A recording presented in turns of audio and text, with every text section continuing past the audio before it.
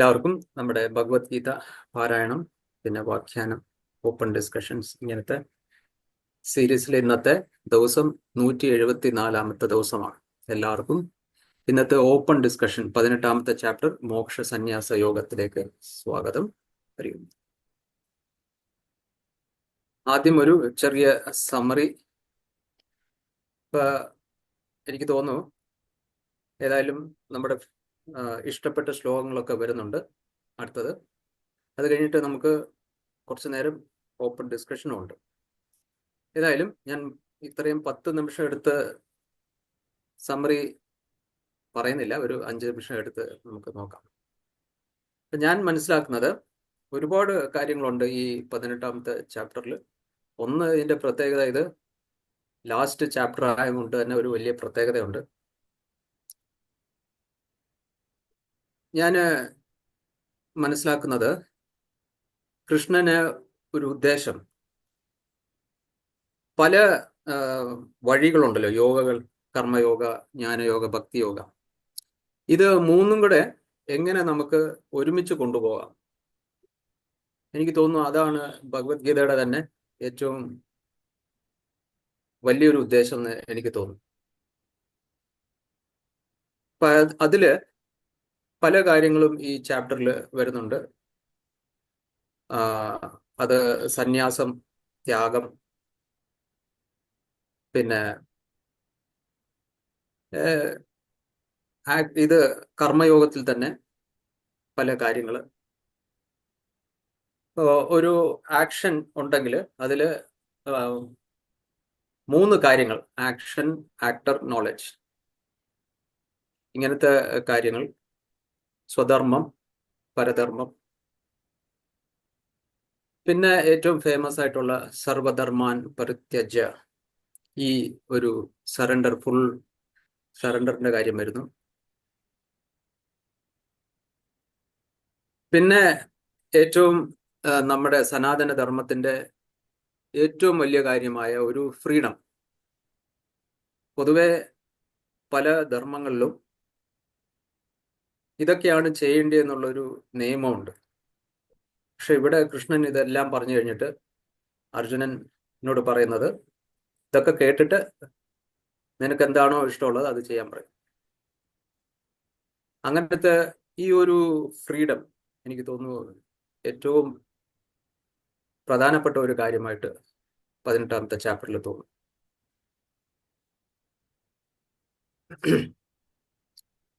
അപ്പോ എനിക്ക് തോന്നുന്നു രണ്ടാമത്തെ അല്ലെങ്കിൽ ആദ്യത്തെ ചാപ്റ്ററിൽ തന്നെ അർജുനൻ വിഷമിച്ചിരുന്ന ഒരു അർജുനൻ കംപ്ലീറ്റ് ആയിട്ട് എന്ത് ചെയ്യണം എന്നുള്ള അറിവില്ലാതെ വളരെ ദുഃഖിച്ച് വിഷമിച്ചിരുന്ന ഒരു അർജുനൻ 18ാമത്തെ ചാപ്റ്ററിൽ എത്തുമ്പോൾ ഇപ്പോൾ എനിക്ക് കൺഫ്യൂഷനൊക്കെ മാറി, എനിക്കിപ്പോൾ ക്ലാരിറ്റി ഉണ്ട്, എനിക്ക് എന്താണ് ചെയ്യേണ്ടതെന്നുള്ളൊരു നല്ല ക്ലാരിറ്റി ഉണ്ട്. എനിക്ക് തോന്നുന്നു 73ാമത്തെ ശ്ലോകത്തിൽ ഇപ്പൊ എൻ്റെ കാര്യങ്ങളൊക്കെ ക്ലിയർ ആണ്, എനിക്കിപ്പോൾ എന്ത് ചെയ്യണമെന്ന് അറിയാം. അപ്പൊ ഈ 18 ചാപ്റ്ററിൽ ഇങ്ങനൊരു ട്രാൻസ്ഫോർമേഷൻ വരുന്നത് എനിക്ക് തോന്നുന്നു ഇതാണ് അതിന്റെ ഈ ഭഗവത്ഗീതയുടെ ഒരു ഉദ്ദേശം കൂടെ അതായിരുന്നല്ലോ, അർജുനന് എന്താണ് ചെയ്യേണ്ടത്, എന്തുകൊണ്ട് ചെയ്യണം എന്നുള്ളൊരു അറിവ് കൊടുക്കുന്നത്. അപ്പൊ ഇത് നമ്മുടെ ഈ 18ാമത്തെ ചാപ്റ്ററിൽ നമുക്കത് കാണാം.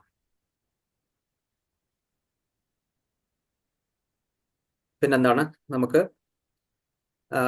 പലപ്പോഴും സ്വധർമ്മം എന്ന് പറയുമ്പോൾ അതിൽ ചില, എനിക്കൊന്ന് ഓപ്പൺ ഡിസ്കഷനിൽ നമുക്കത് സംസാരിക്കാം.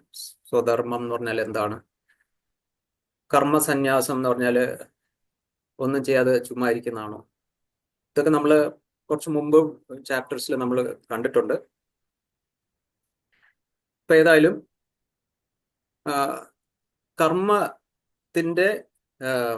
കർമ്മ അല്ലെങ്കിൽ ത്യാഗം, സന്യാസം എന്ന് പറയുന്നത് ഒരിക്കലും ഒന്നും ചെയ്യാതിരിക്കുന്നതല്ല നമുക്കറിയാം. പക്ഷെ ഒരു പ്രാവശ്യം നമ്മൾ അതേപോലെ ഒരു ഉദ്ദേശവും ഇല്ലാതെ ചുമ്മാതെ ഇങ്ങനെ എന്തെങ്കിലുമൊക്കെ ചെയ്ത് നടക്കുന്നതും ഡെഫിനറ്റ്ലി അല്ല. അപ്പോ ഇതിന്റെ ഇടയ്ക്ക് എന്താണ് ചെയ്യാനുള്ളത്, നല്ല പോലെ പ്ലാൻ ചെയ്ത് എന്താണ് ചെയ്യുന്നത് നല്ല അറിവോടുകൂടി നമ്മൾ തുടങ്ങണം. പക്ഷെ ഒരു ജോലി ചെയ്തുകൊണ്ടിരിക്കുമ്പോൾ അതിൻ്റെ ഫലത്തെക്കുറിച്ച് ആലോചിച്ചുകൊണ്ട് ചെയ്തു കഴിഞ്ഞാൽ ചെയ്യുന്നതിൽ ശ്രദ്ധ പോകും. അപ്പോൾ അത് ശരിക്കും ചെയ്യാൻ പറ്റത്തില്ല. എനിക്ക് തോന്നുന്നു അതാണ് ഇതിൻ്റെ ഒരു നമ്മുടെ കർമ്മയോഗത്തിൻ്റെ അല്ലെങ്കിൽ കർമ്മസന്യാസം. ആഗ്രഹിച്ചുകൊണ്ട് തന്നെ ചെയ്തുകൊണ്ടേയിരിക്കുകയാണ്. ആഗ്രഹം മുൻപിലിരിക്കുന്നു. അപ്പൊ നമ്മുടെ ആഗ്രഹം തന്നെ നമ്മുടെ മനസ്സിന്റെ എന്താണ് എനർജിയെ അത് കൺസ്യൂം ചെയ്തുകൊണ്ടിരിക്കുന്നു. പിന്നെ നമ്മൾ എന്താണ് ചെയ്യുന്നതിൽ നമുക്ക് ഫോക്കസ് കിട്ടത്തില്ല. അപ്പൊ ഇത് എന്ത് കാര്യം ചെയ്യണമെങ്കിലും ഇത് ചെയ്താൽ മാത്രമേ നന്നാവത്തുള്ളൂ. അല്ലെങ്കിൽ വേറൊരു രീതിയിൽ എന്തൊക്കെ നമ്മുടെ ജീവിതത്തിൽ അല്ലെങ്കിൽ ഈ ലോകത്തിൽ ആരെങ്കിലുമൊക്കെ നല്ല രീതിയിൽ ചെയ്തിട്ടുണ്ടോ, എന്തെങ്കിലുമൊക്കെ സക്സസ് ഉണ്ടായിട്ടുണ്ടോ, അവരെല്ലാവരും ഇത് തന്നെ പാലിച്ചു കാണാം, അറിയാതെയോ അറിഞ്ഞുകൊണ്ടോ. ഇതാണ് ഞാൻ മനസ്സിലാക്കിയ നമ്മുടെ 18ാമത്തെ ചാപ്റ്റർ. ഇനി നമുക്ക് കുറച്ച് അണ്ണന്മാരുടെ ഇഷ്ടപ്പെട്ട ശ്ലോകത്തിലേക്ക് കടക്കാം. അപ്പൊ ഞാൻ രമാക്ക, ഗിരിജ ആറക്ക, ഇ വി നാരായണൻ, രാജമ്മാക്ക, സരോജിനി അക്കെ ഇവരെല്ലാവരെയും സ്വാഗതം ചെയ്യുന്നു. തുടങ്ങാം. നമുക്ക് രമാക്ക. ഹരിയും ഹരിയോ. ശ്രീ ഗുരുഭ്യോ നമഃ. ഓം നമോ ഭഗവതേ വാസുദേവായ. അപ്പൊ ഇവിടെ നമ്മളിന്ന് ഇഷ്ടപ്പെട്ട ശ്ലോകത്തിനെ കുറിച്ച് പറയാനാണ് തുടങ്ങുന്നത്. പക്ഷെ ഇഷ്ടപ്പെട്ട ശ്ലോകം എന്ന് പറയുമ്പോൾ ഭഗവത്ഗീതയുടെ 700 ശ്ലോകവും ഒന്നിനോടൊന്ന് മെച്ചപ്പെട്ടത് തന്നെയാണ്. എല്ലാം പ്രാധാന്യമുള്ളതാണ്. അപ്പൊ ഇഷ്ടപ്പെട്ടത് എന്ന് പറയുമ്പോൾ എങ്കിലും നമുക്ക് ഒരെണ്ണം പറഞ്ഞേ തീരുള്ളൂ എന്നുള്ള ഒരു അവസ്ഥ. അപ്പൊ ഇവിടെ നമ്മൾ 18ാമത്തെ അധ്യായമാണ് ചിന്തനം ചെയ്യുന്നത്.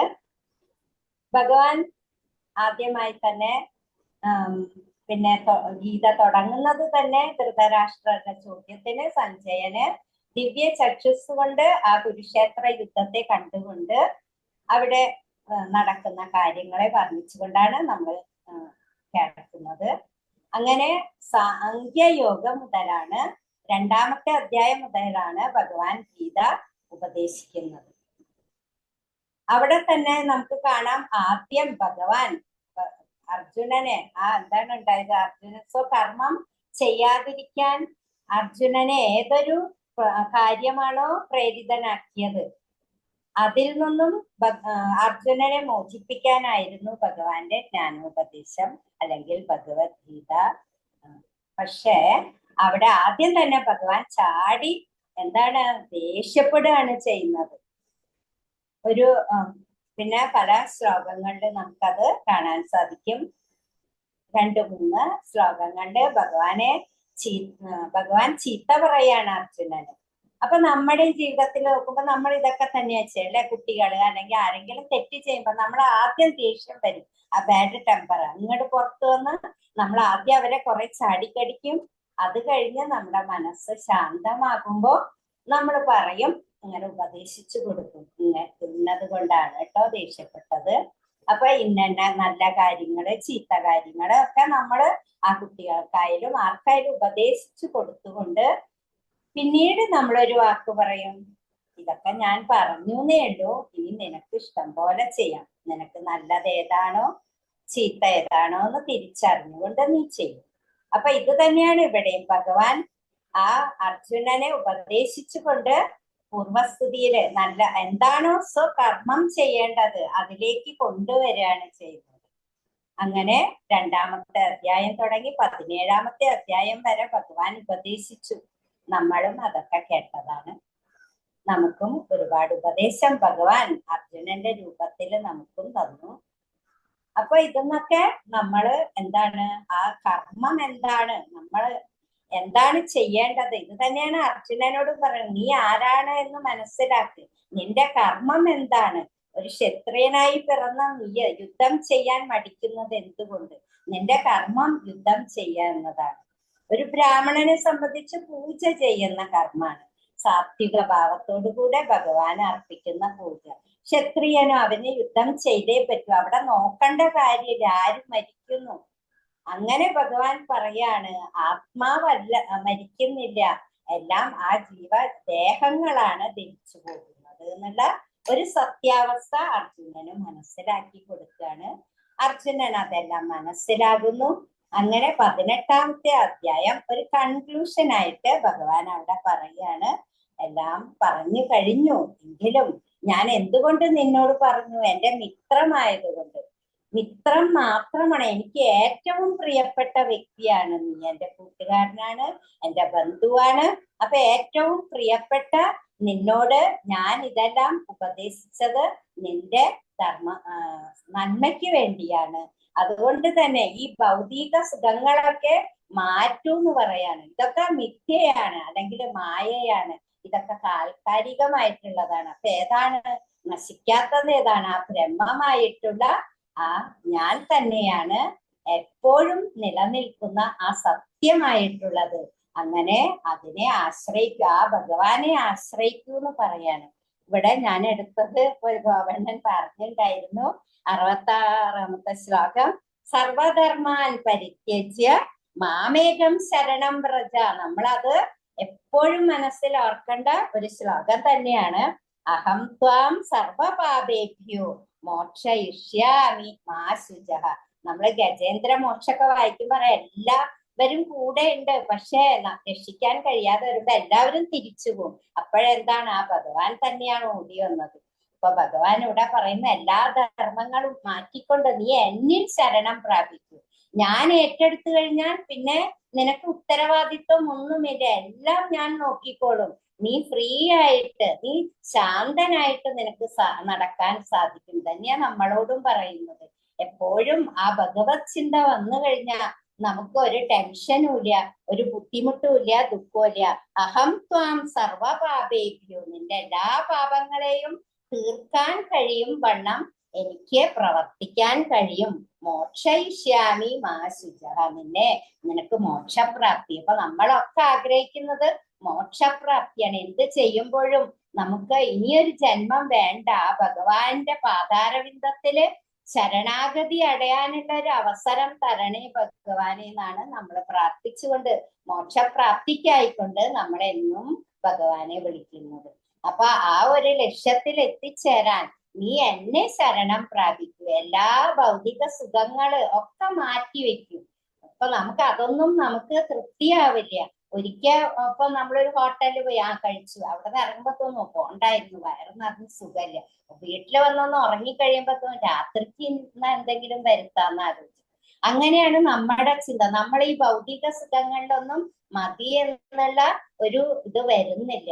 എങ്ങനെ വരണം? ആ മനസ്സിനെ ആ കൺട്രോൾ ചെയ്തുകൊണ്ട് ശാന്തമാക്കിക്കൊണ്ട് നമുക്ക് ചെയ്യാൻ സാധിക്കണം. അപ്പൊ ഭഗവാനെ ആശ്രയിക്കൂ. 2 മിനിറ്റാണ് പറഞ്ഞത്, ഒരുപാടായി തോന്നുന്നു. അപ്പൊ ഞാൻ നിർത്താം. അപ്പൊ അങ്ങനെ എല്ലാവരും ആ മോക്ഷപ്രാപ്തിയിലേക്ക് ഭഗവാനെ ആശ്രയിച്ചു കൊണ്ടിരുന്നാൽ ആ സ്വന്തം ഭക്തന്മാർക്കെല്ലാം ഏതാപത്ത് വരുന്നു ഭഗവാൻ ഓടിയെത്തി നമ്മളെയൊക്കെ സഹായിക്കുന്നുള്ളത് നമുക്ക് അറിയാവുന്ന ഒരു കാര്യമാണ്. പൂർണ്ണ ഭക്തിയോടുകൂടെ നമ്മൾ ഭഗവാനെ വിളിച്ചു കഴിഞ്ഞാൽ ഭഗവാൻ നമ്മുടെ കൂടെ ഉണ്ടാവും. ഇത്രയും പറഞ്ഞുകൊണ്ട് എനിക്ക് അവസരം തന്നതിന് എല്ലാവരോടും നന്ദി പറയുന്നു. സമിതിക്ക് നന്ദി പറയുന്നു. ഹരിയോം ഹരിയോം. ഹരിയോം ഗിരിജാക്ക. ഹരിയോം. നമസ്തേ. ഓം നമോ ഭഗവതേ വാസുദേവായ. ഓം ശ്രീ ഗുരുഭ്യോ നമഃ. അപ്പോ ഈ അധ്യായത്തിലെ എല്ലാ ശ്ലോകങ്ങളും വളരെ പ്രധാനപ്പെട്ടതാണ്. നമ്മളിപ്പോ പഠിച്ച 17 അധ്യായത്തിന്റെയും രത്നചുരുക്കം നമ്മൾ എന്ത് ചെയ്യണം എന്നുള്ളത് കാര്യങ്ങൾ കൃത്യമായിട്ട് പറയുകയാണ്. നമ്മളത് കണ്ടെത്തുകയാണ് ചെയ്യുന്നത്. ശ്രവണം, മനനം, നിധിധ്യാസം എന്നുള്ള രീതിയിൽ അതുപോലെ ചെയ്ത് കണ്ടെത്തുകയാണ്. അപ്പൊ എനിക്ക് ഇഷ്ടപ്പെട്ടതെന്ന് പറയാൻ പറ്റില്ല, എല്ലാം ഇഷ്ടപ്പെട്ടതാണ്. അതിലൊരു ശ്ലോകം ഞാനങ്ങ് പറയുന്നു എന്ന് മാത്രമേ ഉള്ളൂ.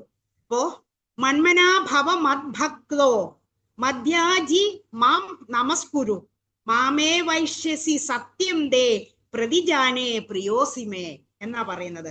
അപ്പോ മന്മനാഭവ എന്ന് പറയുമ്പം എന്നിൽ മനസ്സ് ഉറപ്പിക്കുക. അതുപോലെ മദ്ഭക്ത എന്ന് പറഞ്ഞാൽ എന്റെ ഭക്തനാവുക. അതുപോലെ തന്നെ മധ്യാജി എന്നെ ആരാധിക്കുക. അതുപോലെ മാം നമസ്കുരു എന്നെ നമസ്കരിക്കുക. അതുപോലെ മാം ഏവ എന്നെ തന്നെ സർവം, അതാണ് എന്നെ തന്നെ നീ പ്രാപിക്കും.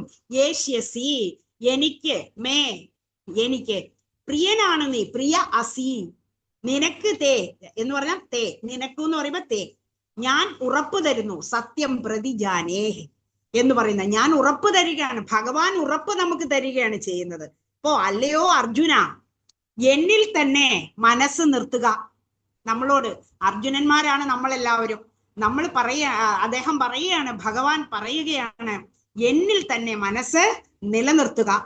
അതുപോലെ എന്റെ ഭക്തനായി തീരുക, എന്നെ ആരാധിക്കുക, എന്നെ നമസ്കരിക്കുക.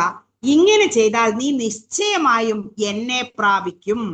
ഇത് പരമസത്യം, ഞാൻ പ്രതിജ്ഞ ചെയ്തു പറയുന്നു എന്നാണ് പറയുന്നത്. ഭഗവാന്റെ ഹിതവചനം ഇങ്ങനെ ഇരിക്കെ ജനങ്ങൾ വിപരീതമായി പ്രവർത്തിച്ചുകൊണ്ടിരിക്കുന്നു. ഇന്നത്തെ ലോകത്തിലേക്ക് നമ്മൾ നോക്കിക്കഴിഞ്ഞാൽ ജനങ്ങള് അങ്ങനെ തന്നെയാണ്. ഭഗവാൻ പറഞ്ഞത് ഒരു വഴി, അതൊക്കെ കേട്ട് ചെവി കൊണ്ട് ഇങ്ങനെ കേട്ടിട്ട് വേറൊരു വഴിയിലാണ് മനുഷ്യർ ചെയ്യുന്നത്. അതാണ് പറഞ്ഞത്, വിപരീത രീതിയിലാണ് മനുഷ്യർ പ്രവർത്തിച്ചുകൊണ്ടിരിക്കുന്നു. അവർ ദേവനെ ആരാധിക്കുന്നില്ല, വിഷയത്തെ ആരാധിച്ചുകൊണ്ടിരിക്കുന്നു, ആത്മാവിനെ നമസ്കരിക്കുന്നില്ല, പിശാചുക്കളെ നമസ്കരിക്കുന്നു, ഹൃദയാന്തർവർത്തിയായ പരമാത്മാവിനെ ഉപവസിക്കുന്നില്ല, ബഹിർമുഖരായ ഇന്ദ്രിയാർത്ഥങ്ങളെ തൃപ്തിപ്പെടുത്തുകയാണ്. അതുപോലെ ഇക്കാരണത്താലാണ് ജനങ്ങൾ ശാന്തിയില്ലാതെ സംസ്കാര കുഹരത്തിൽ കുടുങ്ങി ജനന മരണങ്ങൾക്ക് വിധേയരായി യാതനകളെ അനുഭവിച്ചുകൊണ്ടിരിക്കുന്നതെന്ന് പറയുകയാണ്. ആകയാൽ ജീവൻ അതുപോലെ തന്നെ അതുപോലെ ഇങ്ങനെയുള്ള ആഗ്രഹങ്ങളെ വെടിഞ്ഞ് ഭഗവാൻ അരുളി ചെയ്ത പദ്ധതിയെ ദർശിക്കണം. ഭഗവാൻ അവസാനം സമസ്ത സിദ്ധാന്തങ്ങളെയും ക്രോഡീകരിച്ച് സാരാർത്ഥമായ ഒരു വാക്യം കൂടി ചൊല്ലിക്കൊടുത്തു. ഇതിനെയാണ് ഈ ഗീതാർത്ഥം മുഴുവനും ഇതിനകത്തുണ്ട്. എന്നു പറഞ്ഞു കഴിഞ്ഞാൽ 66-ാമത്തെ ശ്ലോകത്തിൽ ഇവിടെ പറയുന്നുണ്ട്, സർവധർമാൻ പരിത്യജ്യ മാമേകം ശരണം വ്രജ അഹം ത്വാ സർവ പാപേഭ്യോ മോക്ഷയിഷ്യാമി മാ ശുച. മാ ശുച ഈ ഗീതയുടെ പ്രധാനപ്പെട്ട ഒരു ഉദ്ദേശ്യം, ആരും ദുഃഖിക്കരുത്, മാ ശുച എന്ന് പറയുന്നുണ്ട്. അതുപോലെ തന്നെ ഗുഹ്യതരം എന്ന് പറയുന്നുണ്ട്. അതുപോലെ സർവഗുഹ്യതമം എന്ന് പറയുന്നുണ്ട്. ഇതെല്ലാം വളരെ വിശേഷമാണ്. വിശേഷിച്ച് നമ്മുടെ ആത്മാവ് ഉള്ളിന്റെ ഉള്ളിലേക്ക് നമ്മളെ മനസ്സിലാക്കിക്കൊണ്ട് നമ്മൾ മുന്നോട്ട് പോകണം എന്നാണ് ഇവിടെ ഭഗവാൻ പറഞ്ഞു തരുന്നത്. ഇത് കൃത്യമായിട്ട് നമ്മൾ അനുശാസിച്ച് മുന്നോട്ട് പോയാൽ നമുക്ക് ദുഃഖിക്കേണ്ട ആവശ്യമില്ല, മുന്നോട്ട് തന്നെ പോകാമെന്നാണ് ഇതിൽ നിന്നും നമുക്ക് മനസ്സിലാക്കാവുന്നത്. ഹരി ഓം. അവസരം തന്ന SPYSSന് എന്റെ പ്രണാമം അറിയിക്കും. ഹരി ഓം. ഹരി ഓം അക്ക. ഹരി ഓം EV നാരായണ. ഹരി ഓം.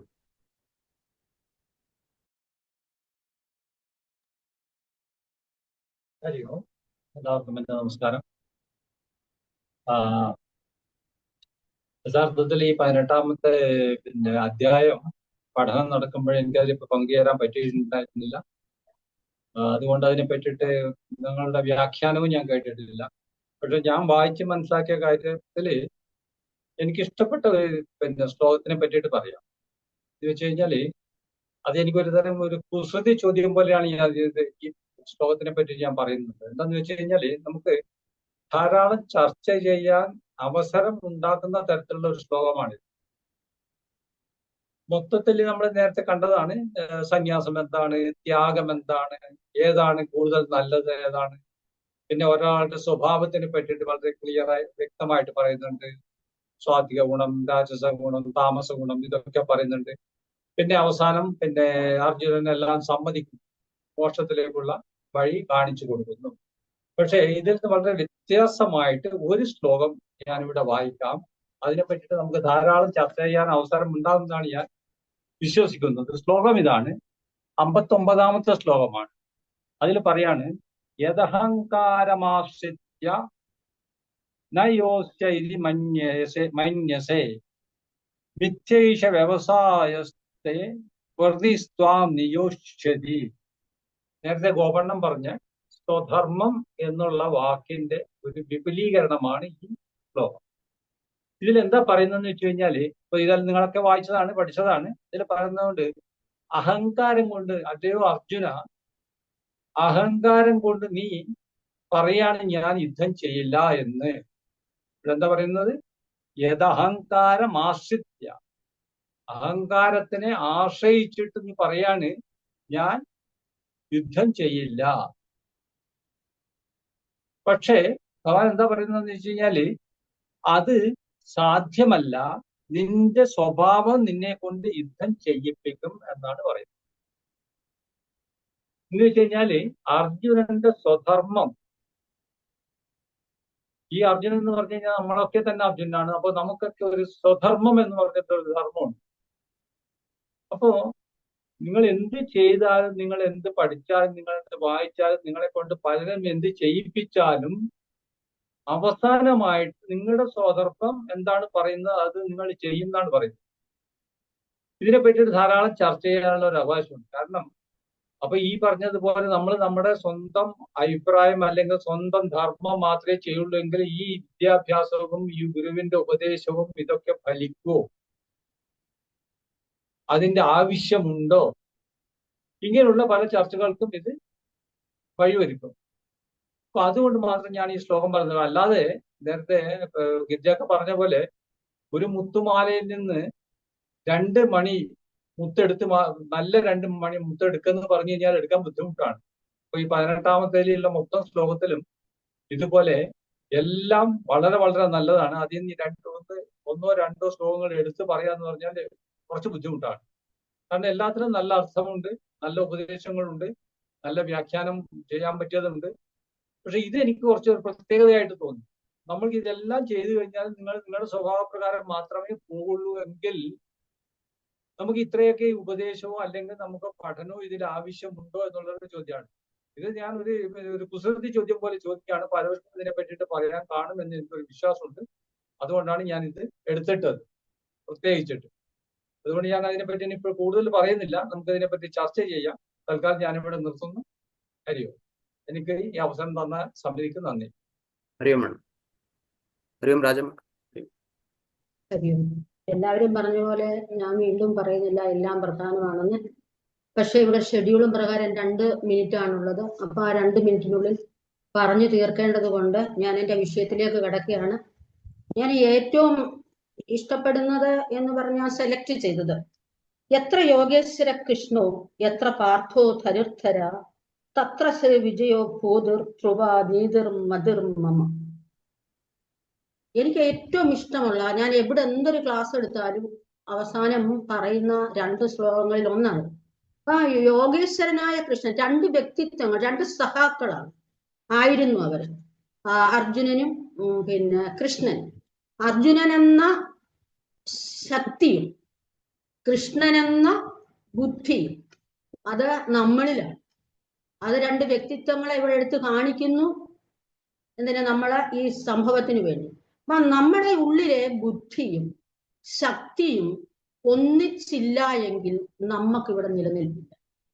അതാണ് യഥാർത്ഥമായ ഇതിനകത്തിലെ തത്വം. അപ്പം ഇവർ ആദ്യമേ സഖാവായിരുന്ന കൃഷ്ണൻ പിന്നെ ഗുരുവായി മാറും. ആ ഗുരു പറഞ്ഞു കൊടുത്തതെല്ലാം അവസാനം ഞാനിതെല്ലാം അക്സെപ്റ്റ് ചെയ്തിരിക്കുന്നു എന്ന് അടിയറ വെച്ച് പറഞ്ഞുകൊണ്ട് ആ ഗുരു ദക്ഷിണയായിട്ട് എല്ലാം സമ്മതിച്ച് വിജയത്തിലേക്ക് കയറാൻ പോവുകയാണ് അർജുനൻ. അപ്പോൾ ഇവിടെ നമ്മുടെ വിജയത്തിന്, സമൂഹത്തിന്റെ വിജയത്തിന്, വ്യക്തിയുടെ വിജയത്തിന്, രാഷ്ട്രത്തിന്റെ വിജയത്തിന് 4 കാര്യങ്ങൾ ഇവിടെ സജ്ജയൻ നമ്മളോട് ഊന്നി പറഞ്ഞിട്ടുണ്ട്. എന്തൊക്കെയാണെന്ന് വെച്ചാൽ ശ്രീ, വിജയം, പിന്നെ ഭൂതി, ധ്രുവ, നീതി.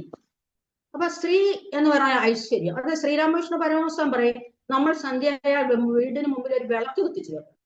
അതെന്തിനാണെന്ന് വെച്ചാൽ നമ്മുടെ വീടിന് പ്രകാശം, ഐശ്വര്യം ഉണ്ടാകാനാണ്.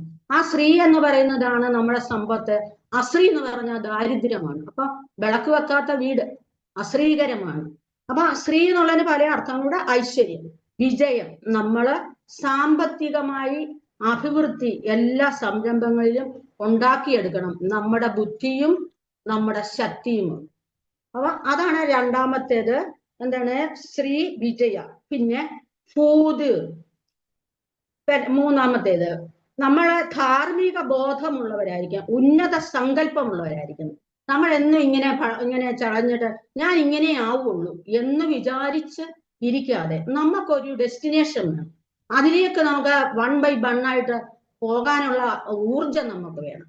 അതാണ് അർജുനൻ. അപ്പൊ ഊർജം വരുമ്പോൾ നമുക്ക് ബുദ്ധിയും വേണം. ആ ബുദ്ധിയും ഊർജവും കൂടെ ആകുമ്പോൾ 18ാം പടിയിൽ നമുക്ക് പെട്ടെന്ന് എത്തിച്ചേരാൻ കഴിയും. അതുപോലെ തന്നെ ധാർമ്മിക ബോധം, അത് സദാചാരം. ഈ ധാർമ്മികത നമ്മൾ ഇതിനകം മുഴുവൻ പറയുന്നത്. എന്താണ് ധാർമ്മികത? ധർമ്മത്തെ നിലനിർത്തുക. എന്താണ് ധർമ്മം നിലനിൽക്കുന്ന ഒരു രാജ്യത്ത്, ഒരു വീട്ടില് ദുർബലൻ ശക്തന് സമാനമാണ്. ദുർബലൻ എന്നവന് ഒരാളില്ല. ദുർബലനെ ശക്തനാക്കാൻ ആ ശക്തൻ സമാനമായി ചിന്തിക്കുന്ന ഒരവസ്ഥയാണ് ധാർമ്മിക ബോധം. ധർമ്മത്തിലൂടെ നമുക്ക് എന്തെല്ലാം വേണേലും നേടാം. അല്ലാത്തതാണ് അരാജകത്വം. അങ്ങനെ ശ്രീകൃഷ്ണനും അർജുനനും എന്ന ഊർജവും ശ്രീകൃഷ്ണൻ എന്ന ഊർജവും സമൂഹത്തിൽ കൂടി ചേരണം. ഇതിന്റെ ഉൾക്കാഴ്ച ഊർജമെന്നും പ്രവൃത്തിയെന്നും ഒക്കെ നമുക്ക് പറയാം. ഇത് രാജ്യത്തിന്റെ നിലനിൽപ്പിന് ഈ 4 കാര്യങ്ങളും ആവശ്യമാണ് എന്ന് 4 കാര്യം ഒന്നുകൂടെ ഞാൻ പറയുന്നു. ശ്രീ, ഐശ്വര്യം, വിജയം, അതുപോലെ നീതി, ധർമ്മം, അതുപോലെ ഉയർന്ന ഡെസ്റ്റിനേഷൻ, ഇതെല്ലാം കൊണ്ടൊരു രാജ്യവും വീടും മാനസികമായി നമ്മളും ഉയരട്ടെ എന്നാണ് അവസാനമായിട്ട് ഇതിനകത്ത് നമ്മളോട് ആഹ്വാനം ചെയ്തിരിക്കുന്നത്. അതിന് ജഗത് ഗുരുവായ ശ്രീകൃഷ്ണ ഭഗവാൻ അർജുനനായി കൊണ്ട് പറഞ്ഞു കൊടുത്തത് നമ്മൾക്ക് വേണ്ടി കൂടിയാണ് എന്ന് മനസ്സിലാക്കിക്കൊണ്ട് ഇതിലേക്ക് നമ്മൾ തിരിയുക, ബോധവാന്മാരാകുക. അതാണ് ഇതിന്റെ ചുരുക്കം. 2 മിനിറ്റേ ഉള്ളൂ, ഇത്രേ പറയാം. ഹരിയോ, എല്ലാവർക്കും നന്ദി, നമസ്കാരം, അവസരം നന്ദി എല്ലാവർക്കും.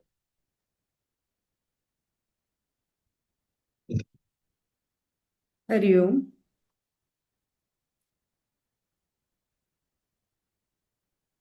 കേൾക്കാം. ഹരി ഓം. എല്ലാവർക്കും നമസ്കാരം. ഭഗവത്ഗീത 18ാം അധ്യായത്തിൽ നിന്ന് ഏതെങ്കിലും ഒരു ശ്ലോകം ഇഷ്ടമുള്ളത് എടുക്കാൻ എല്ലാവർക്കും ബുദ്ധിമുട്ടാണ്. എല്ലാ ശ്ലോകങ്ങളും നമ്മൾ എടുക്കുക. എല്ലാ ശ്ലോകങ്ങളും എടുത്തിട്ട് അതിനകത്തുനിന്ന് നമുക്ക് പറയാവുന്ന ഒരു കാര്യം സെലക്ട് ചെയ്യുക. അത് മാത്രമേ ഇവിടെ ചെയ്യാൻ പറ്റുള്ളൂ. ഞാൻ സെലക്ട് ചെയ്തിട്ടുള്ളത് 47ാമത്തെ ശ്ലോകമാണ്. ശ്രേയാൻ സ്വധർമ്മോ വിഗുണഃ പരധർമാത് സ്വനുഷ്ഠിതാത് സ്വഭാവനിയതം കർമ്മ കുർവൻ നാപ്നോതി കിൽബിഷം. ഇവിടെ ഭഗവാൻ പറയുന്നത് എന്താണ്? നമ്മളുടെ ധർമ്മം, അവരവർക്കുള്ള ധർമ്മം അതെന്താണോ അത് നമ്മൾ വളരെ ഈശ്വര ചിന്തയോടുകൂടി സന്തോഷമായിട്ട് ചെയ്യുക. അല്ലാതെ മറ്റൊരാളുടെ കർമ്മം, അവര് ചെയ്യേണ്ട കർമ്മം നമ്മൾ ചെയ്താൽ അത് എത്ര ഭംഗിയായി ചെയ്താലും അത് ശരിയായെന്ന് വരില്ല. അതിന് പാപവും ഉണ്ടാകും. അതാണ് ഭഗവാൻ ഇവിടെ പറയുന്നത്. ശ്രേഷ്ഠമായിട്ടുള്ളത് സ്വധർമ്മം തന്നെയാണ്. നമ്മൾ എന്ത് ധർമ്മമാണ് ചെയ്യേണ്ടത്? ഭഗവാൻ തന്നെ പറഞ്ഞിട്ടുണ്ട്. എന്താണ്? നമ്മള് ചാതുർവർണ്ണത്തെ പറ്റി ഭഗവാൻ പറഞ്ഞിട്ടുണ്ട്.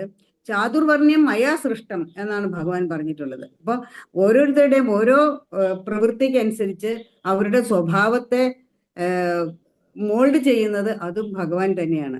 അതായത് ബ്രാഹ്മണന് ബ്രാഹ്മണന്റെ കയ്യിൽ ഒരു വാള് കൊടുത്താൽ അയാൾക്ക് അവിടെ യുദ്ധം ചെയ്യാൻ പറ്റുമെന്ന് തോന്നുന്നില്ല.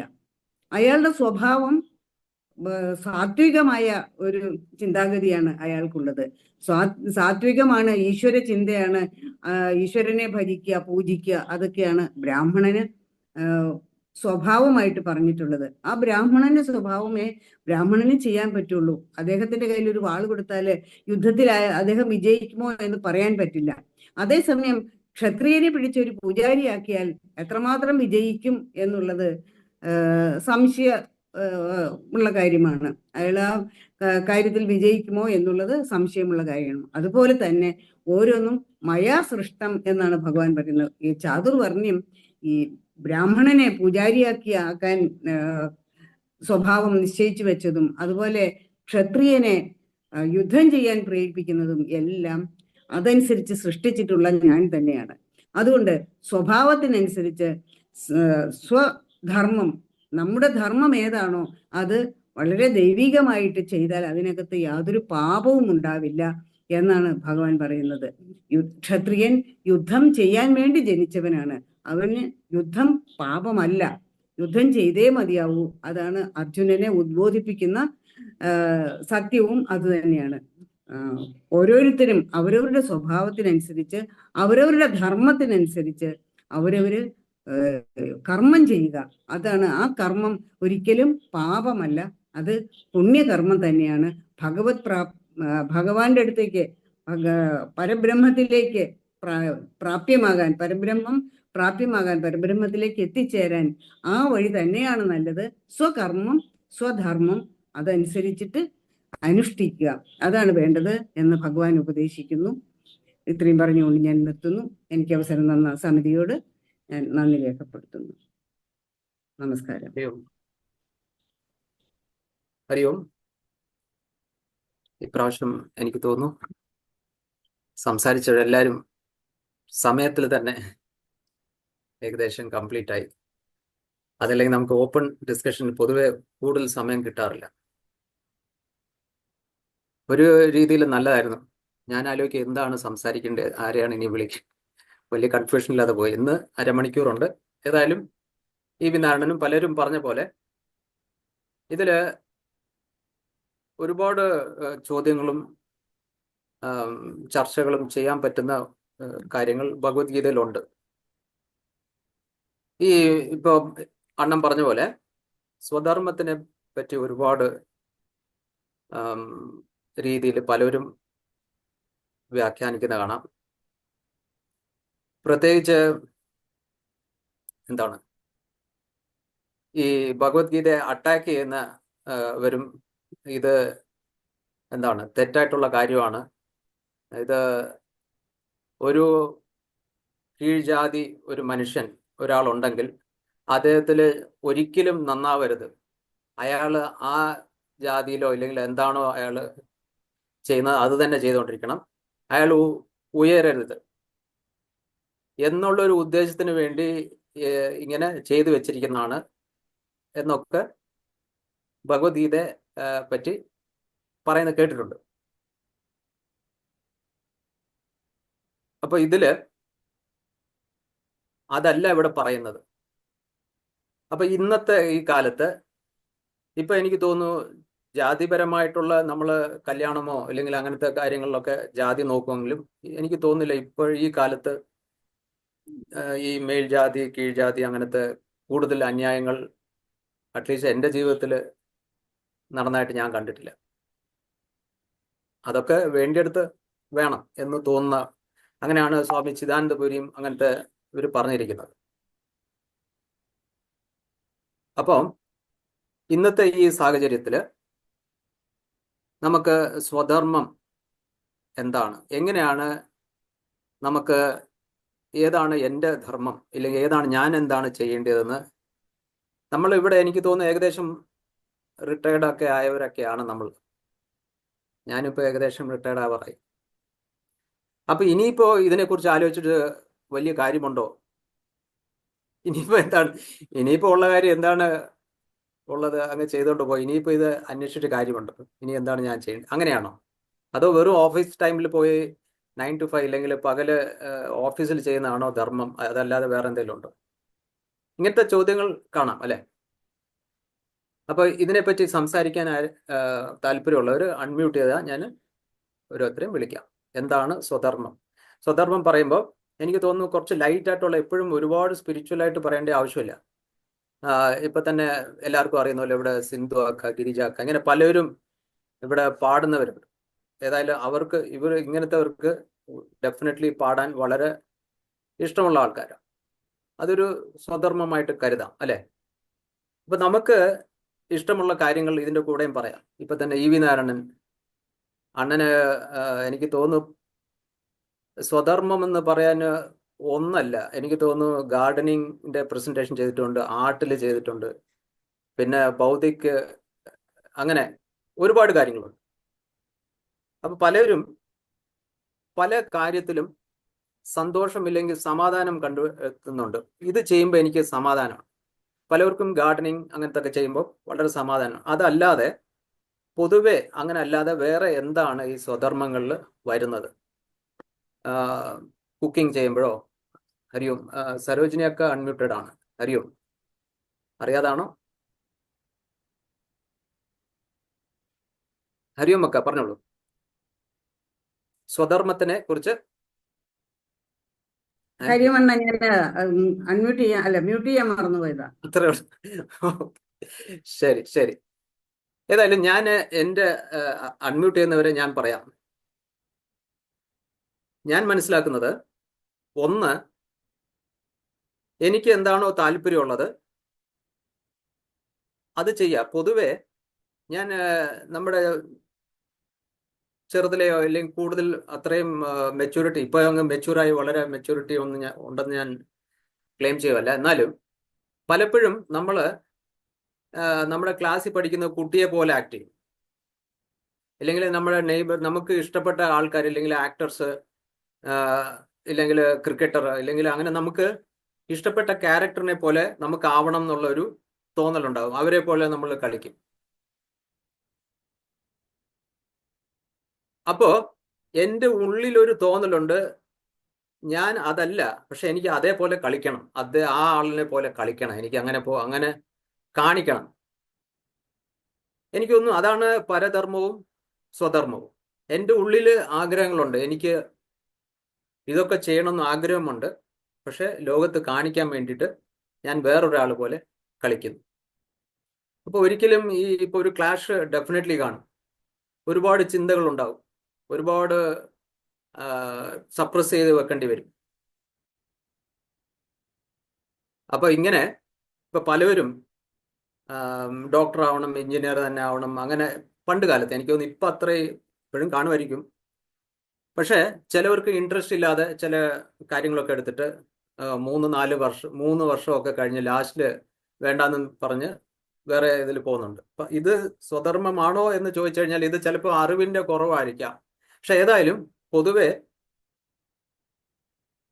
ഞാൻ ഉള്ളിൽ ആഗ്രഹിക്കുന്നതും എനിക്ക് ലോകത്തിൽ ഞാൻ ആരാണെന്ന് കാണിക്കുന്നത്, ഇത് രണ്ടും വേറെ ആവുമ്പോൾ ഉണ്ടാകുന്ന ഒരു ക്ലാഷിന്റെ കാര്യമാണെന്ന് തോന്നുന്നു ഇവിടെ പറയുന്നത്. എനിക്കൊന്ന് പ്രാക്ടിക്കലായിട്ട് ഇപ്പൊ അത് എടുക്കാൻ തോന്നുന്നു. അതല്ലാതെ ഇവിടെ തന്നെ കൃഷ്ണൻ പറയുന്നു അർജുനനോട്, ഇപ്പൊ പറഞ്ഞ പോലെ ഇവിടെ ഒരു ഫ്രണ്ട് അല്ലാതെ തന്നെ ഒരു ഗുരുവായിട്ട് പറയുന്നു, നീ യുദ്ധം ചെയ്യണം. എനിക്ക് തോന്നുന്നു, ഒന്ന്, സ്വധർമ്മം കണ്ടുപിടിക്കാൻ, എനിക്ക് ഇഷ്ടമുള്ളത് ചെയ്യുക, എനിക്ക് സമാധാനം ഉള്ളത്, എനിക്ക് ഏറ്റവും എളുപ്പം ചെയ്യാൻ പറ്റുന്നത്, എൻ്റെ ഒരു ഫോട്ടെ, ഇല്ലെങ്കിൽ എനിക്ക് തോന്നുന്നു ഇത് എനിക്ക് ശരിക്ക് ചെയ്യാൻ സാധിക്കും എന്നുള്ളൊരു കാര്യം ചെയ്യാം. ഇത് സ്വധർമ്മം എന്ന് പറയാം. അല്ലെങ്കിൽ ഗുരു പറയാണ്, നീ ഇത് ചെയ്യണം എന്ന് പറയുവാണെങ്കിലും അത് നമ്മുടെ സ്വധർമ്മമാകും. അപ്പൊ ഇവിടെ കൃഷ്ണൻ വളരെ ക്ലിയർ ആയിട്ട് പറഞ്ഞു കഴിഞ്ഞു അർജുനനോട്, നീ യുദ്ധം ചെയ്യണം. അപ്പൊ പിന്നെ അർജുനന്റെ സ്വധർമ്മം അത് തന്നെയാണ്, യാതൊരു സംശയമില്ല. അപ്പൊ രണ്ട് രീതിയിൽ സ്വധർമ്മം നമുക്ക് കണ്ടുപിടിക്കാം. ഒന്ന്, നമ്മളെ നല്ലപോലെ മനസ്സിലാക്കിയവർ പറഞ്ഞു തരുന്നു, നീ ഇതാണ് ചെയ്യേണ്ടത്, ഇത് ചെയ്താൽ നിനക്ക് നല്ലതാണ്. അപ്പൊ ഡെഫിനറ്റ്ലി അത് ചെയ്യാം. എനിക്ക് ഈ ഇടയ്ക്ക് ഇപ്പോൾ കേട്ടതിൽ ഒരു എക്സാമ്പിള്,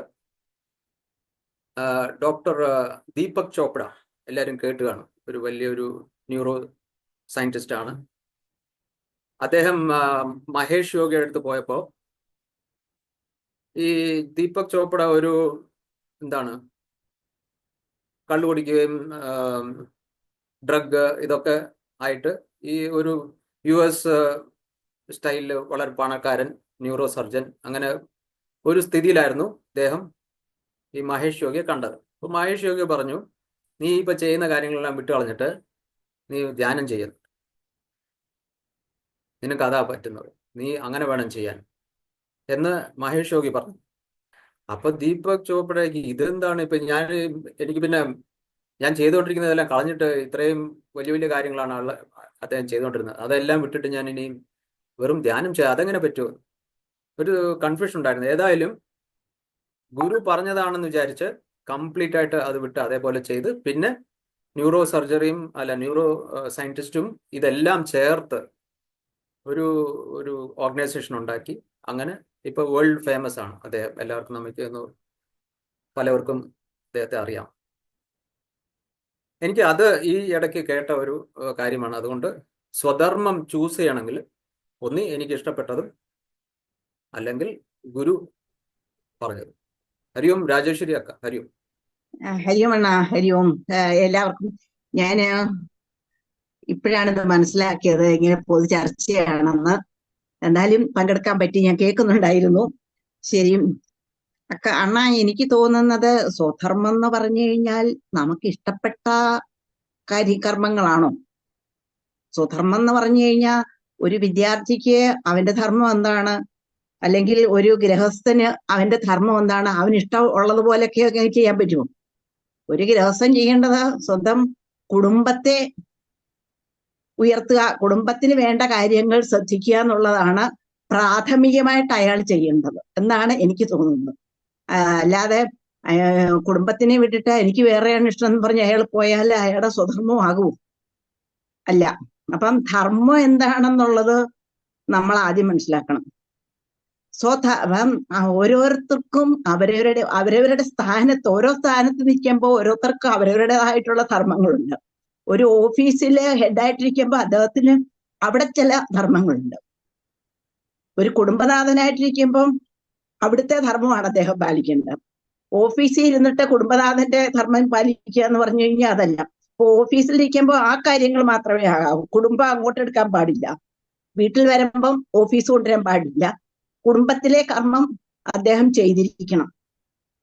ആദ്യമായിട്ട് ഈ കുടുംബം പോറ്റാൻ വേണ്ടിയിട്ടാണ് അയാൾ ഓഫീസിൽ പോകുന്നത്, ഒരു ജോലി എടുക്കുന്നതും ആ കുടുംബത്തെ പോറ്റാൻ വേണ്ടിയിട്ടാണ്.